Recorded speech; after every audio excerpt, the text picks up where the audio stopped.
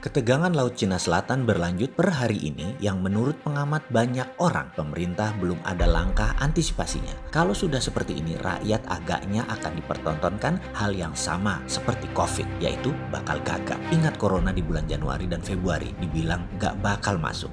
Malah mempromosikan pariwisata, malah membuka pintu virus masuk. Bagi saya ini seperti servo mekanismenya pengelola negara saat ini. Apa itu servo mekanisme? Yaitu sebuah hal yang negatif yang terjadi berulang-ulang dalam kehidupan seseorang. Ini seakan sudah menjadi bawaan nasib, bawaan pilihan bawah sadarnya pengelola negara ini. Servo mekanisme ini adalah sistem kehidupan yang melayani seseorang yang selalu berulang-ulang, dan semua ini sebenarnya ciptaannya sendiri. Kesialan-kesialan, kesusahan-kesusahan, masalah-masalah selalu berulang dan semodel. Servo mekanisme manusia cenderung menarik hal yang sama berulang-ulang karena pikiran bawah sadarnya sudah mempunyai program itu. Jadi ketika diperlihatkan peristiwa yang persis sama seperti perang di Laut Cina Selatan ini, yang jadi atau tidak jadi perang militernya, kedua negara Tiongkok dan Amerika itu sesungguhnya sudah masuk kategori peperangan. Maka kebijakan pemerintah belum juga muncul, menjadikan kebiasaan yang bernama servo mekanisme confirm, yaitu kebiasaan pemadam kebakaran. Gak pernah antisipatif, gak pernah bereaksi sebelum ada aksi.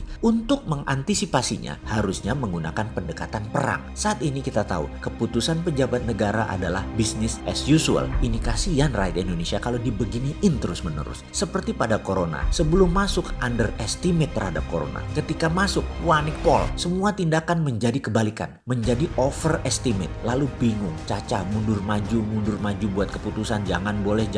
Baru sekarang bulan ketiga redaan, minta damai dan mulai mau dinormalkan. Tetapi malah terlihat underestimate lagi terhadap COVID. Bingung dah, kalau di Laut Cina Selatan gimana? Hening, pemberitaan hening, bahkan kayak gak paham. Baik medianya, kalaupun disiarkan seakan-akan menakut-nakuti warganya dan lebih baik tidak ditayangkan. Tetapi pejabat juga tidak directed, tidak memberikan petunjuk yang jelas. Kalau perang bagaimana? Apa merasa mentang-mentang pelurunya jauh terus gak harus dipikirkan gitu? Jadi pendapat umum sama dengan melihat COVID dalam perang Laut Cina Selatan ini. Sebelum perang underestimate, ketika perang nanti pasti overestimate, pasti panik, pasti gelagapan. Saran bagaimana? Ada baiknya sebelum perang overestimate, penuh dengan persiapan, solutif dan antisipatif. Caranya ikut aktif, ambil posisi. Ambil bagaimana? Ikut perang gitu? Iyalah, ambil posisi itu namanya proaktif. Kita jelaskan, kita semua tahu posisi Indonesia sekarang miring ke Tiongkok dalam perang Laut Cina Selatan. Jelas itu dan tidak usah dibantah lagi. Sebentar ada yang komentar, itu Trump mau pindahkan pabrik Amerika dari pabriknya di Cina ke Brebes. Trump juga telepon-teleponan mau bantu alat kesehatan di Indonesia. Ini susah nih kalau bernegara masih polos melihatnya. Kita balik deh cara mikirnya. Kalau Anda jadi Trump, Anda ingin 2 kali jadi presiden Amerika, Anda ingin menang kompetisi dengan Cina, Anda ingin terus menjadi sheriffnya dunia, maka yang dimainkan adalah lobby politik. Ada janji surga. Ingat, ada kan politikus kayak gitu, kasih PHP, janji surga, yang mana ketika jabatan diperoleh, ya tidak ditunaikan janjinya. Trump juga sama, ambil hati dulu seluruh negara di kawasan Laut Cina Selatan. Tetapi hatinya Amerika sudah ke Sungai Mekong. Indonesia selama ini bukan mitra atau bukan aliansi, beda. Ini semua menjadi transaksional sekali. Makanya saya pernah bilang hubungannya kayak sama lonte, beli putus gak pakai hati, yang penting puas. Anda yang menentukan ya siapa yang puas, siapa yang bayar, dan siapa yang terima bayaran. Wes, ngerti ya, gak usah dilanjutin. Jadi nanti ketika perang selesai, ya gak ada janji-janji tadi. Janji ya tinggal janji, persis lah seperti semua cowok yang punya mental maunya nidurin doang, puas tersalurkan. Sebelum sawah terlampiasi, wih, bulan kalau diminta dikasih kali. Air laut dikeringkan, besok kering tuh laut. Begitu dapat apa yang dimaui, belok dia. Mana ada loyalitas didapatkan dari hubungan transaksional? Mana ada cinta? Mana ada relationship? Kapan pacarannya? Kapan romantisnya? Terus ngarep dikawin gitu? Makanya kita jangan lenje-lenje gitu, jangan sok-sok cantik, sadarlah. Kita nih barang bekas, gak pernah ada ongkos perawatan, gak pernah nabur mau nuai. Kita harus ubah semua itu. Kita bisa ubah, gak ada kata telat. Apa yang harus kita lakukan? Begini solusinya, kasih penawaran yang tidak bisa kedua belah pihak tolak, tapi memerlukan cukup waktu untuk dikerjakannya. Kita semua tahu kekuatan Indonesia ada di choke point Selat Malaka. Dengan posisi choke point ini, Cina minta jangan kasih Amerika, lalu Amerika minta izin boleh pasang pangkalan di sana. Ini kuncinya. Kalau saya nih punya mandat, maka jawabannya beda dengan apa yang dilakukan dilakukan oleh pemerintah saat ini yang mengatakan bahwa kita negara bebas aktif, kami tidak berpihak, kami netral.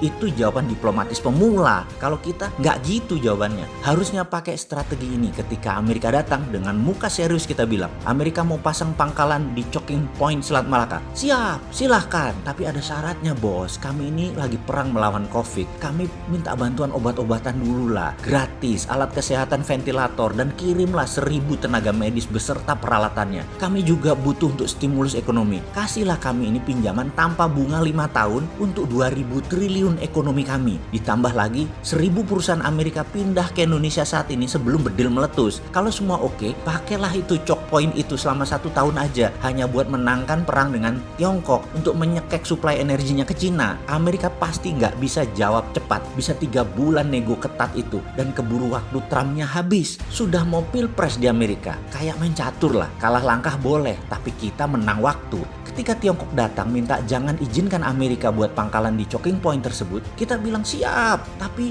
semua investasi di Cina, jalan tol, pelabuhan, potong 100% investasinya. Lu juga kagak rugi lah, orang Anda cetak uang sendiri pakai negaranya, nggak pakai modal, gratis semua. Kita hitung nol deh, termasuk investasi ekspor debt di Konawe sana, 50% buat BUMN Antam. Sebagai strategi oversight, ada unsur negara di dalam setiap bisnis strategis di Indonesia. Saya yakin Cina bingung jawabnya. Keduanya, Amerika dan Tiongkok, akan panik, gulung koming merayu dan bernegosiasi dengan Indonesia. Ini tawaran sulit mereka tolak tapi sulit mereka kerjakan. Ujung-ujungnya keburu perang. Tapi pandangan mereka pada saat nanti Indonesia negara yang punya standpoint, punya postur. Mereka hormat nantinya karena kita tahu posisi kita. Kalaupun salah satunya memenuhi permintaan kita, kita dalam posisi menang juga daripada nggak dapat apa-apa kayak sekarang dan jadi bulan-bulanan. Sahabat, semoga bermanfaat informasi ini. Nggak pantas ya Sontoloyo ini ilmunya ya.